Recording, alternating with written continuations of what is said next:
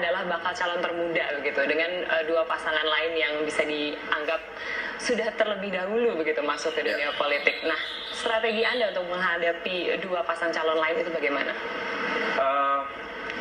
Strateginya cukup banyak, tidak mungkin saya keluarkan satu persatu di sini.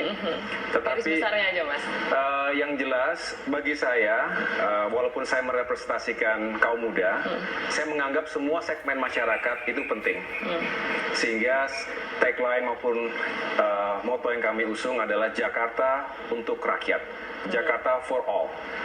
Itu dimaknai sebagai bahwa ya untuk semua kalangan, baik itu berdasarkan demografi, usia, gender, kemudian juga profesi, latar belakang dan lain sebagainya. Karena memang Jakarta adalah sebagai melting pot, multicultural, tidak hanya berbagai suku budaya yang ada di Indonesia, tetapi juga dari bangsa-bangsa lain. Sehingga strategi yang akan saya gunakan ya tentu untuk bisa menyentuh semua kalangan tersebut. Oke, tidak ada strategi tertentu begitu untuk merangkul begitu kalangan muda?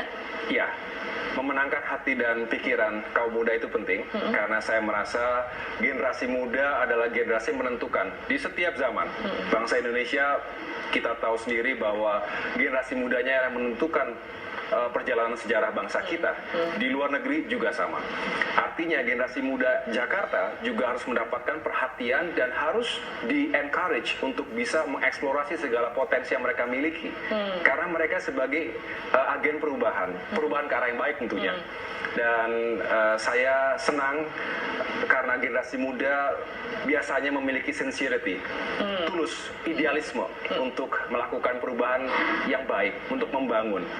Dan juga merupakan generasi yang penuh dengan kreativitas, sehingga keliru kita jika tidak memberikan ruang yang cukup bagi generasi muda kita untuk mengeksplorasi pemikiran, gagasan, ide, kreativitas mereka, inovasi dan lain sebagainya untuk bisa memajukan kota yang kita cintai bersama. Artinya bagaimana program yang bisa Anda tawarkan, terutama untuk para generasi muda Indonesia nantinya? Iya, selalu dilihat dari dua aspek kalau menurut saya.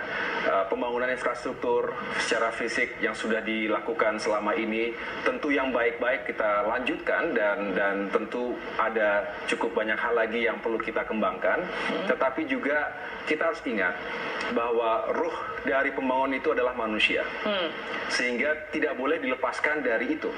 Justru harus di-embrace permasalahan yang ada di tiap-tiap lokal, jangan terlalu dicabut dari akarnya, sehingga tetap memiliki identitas. Karena identitas itu penting, tetapi dalam sebuah konteks besar kemajemukan. Nah, anak muda senang dengan sesuatu yang kreatif, dan itu harus benar-benar kita tata dan kita tingkatkan akses bagi mereka untuk bisa mengembangkan kreativitas mereka. Contohnya ya, semakin luasnya akses untuk internet misalnya demikian, sehingga dimanapun mereka bisa bekerja. Kan kita tahu sendiri bahwa tidak melulu namanya bekerja profesional itu di belakang meja, berdasi, gitu ya, kantoran, di playground, di warung, di kedai-kedai kopi, di tempat-tempat yang lain. Kita juga tetap bisa bekerja dan bisa berkreasi. Tetapi juga saya sangat prihatin bahwa cukup banyak kaula muda yang kurang memiliki akses yang sama, sehingga kurang memiliki tingkat competitiveness yang seimbang dengan mereka yang sudah lebih berada, lebih memiliki kemampuan secara finansial. Oleh karena itu, terhadap mereka yang kurang mampu, kurang beruntung, perlu dikasih perhatian yang lebih khusus, diberikan skill sets, kemampuan, sehingga mereka punya kepercayaan diri dan pada akhirnya siap untuk berkompetisi juga di alam, di market yang sangat menantang seperti sekarang ini, tidak hanya untuk pasar Jakarta, pasar nasional, juga pasar ASEAN. Oke, artinya itu menjawab mengenai lapangan pekerjaan bagi para anak muda. Iya, harus dibuka lapangan pekerjaan yang lebih luas, tetapi sekali lagi tidak hanya berbicara lapangan pekerjaan konvensional, banyak sekali sekarang jenis pekerjaan yang dibutuhkan. Kita senang misalnya industri kreatif, pekerja seni, pekerja budaya dan lain sebagainya. Bahkan kita tahu sendiri bahwa generasi muda kita sudah bisa memiliki karya yang baik di luar negeri juga begitu di kelasnya internasional. Oke, nah kalau kita bicara mengenai Jakarta tentunya memang ya kembali lagi kita bicara mengenai kompleksitas dan permasalahan yang ada nggak satu masalah atau concern dari Anda dan juga Bu Silviana nantinya yang memang akan menjadi program utama gitu, apakah kemacetan misalnya atau apa?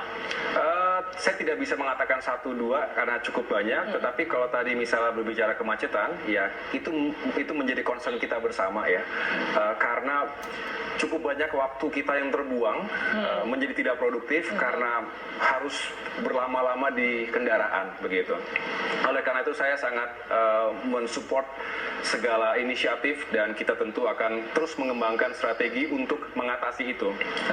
Public transport dan tidak hanya untuk mengurangi kemacetan dan meningkatkan waktu produktivitas yang produktif dan juga waktu untuk kaula muda terutama untuk bisa juga berinteraksi secara sosial.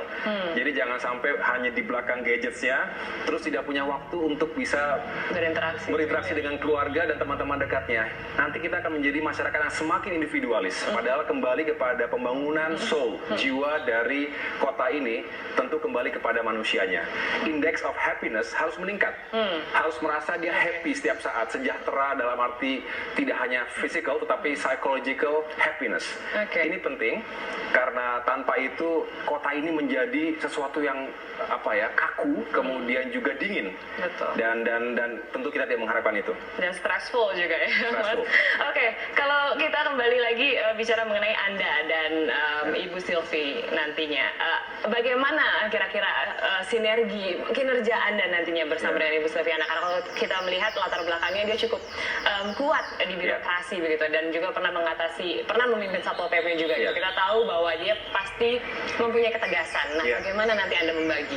Saya memilih Ibu Silvi tidak tanpa alasan, bukan tanpa alasan, karena justru tadi Mbak sudah sampaikan, Ibu Silvi adalah seorang yang memiliki integritas, kinerja, sekaligus telah melakukan banyak hal selama pengabdiannya di birokrasi, khususnya di Pemda DKI.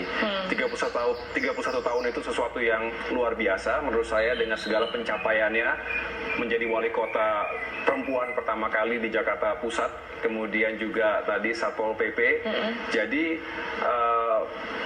saya berharap betul bahwa pengalaman dan juga apa yang telah dilakukan oleh Ibu Silvi dapat melengkapi, karena kita pada prinsipnya saling melengkapi satu sama lain, dan saya meyakini jika duet kita ini benar-benar efektif dan bisa menghadirkan sesuatu yang baik, kami berdua bisa menjadi harapan baru untuk Jakarta.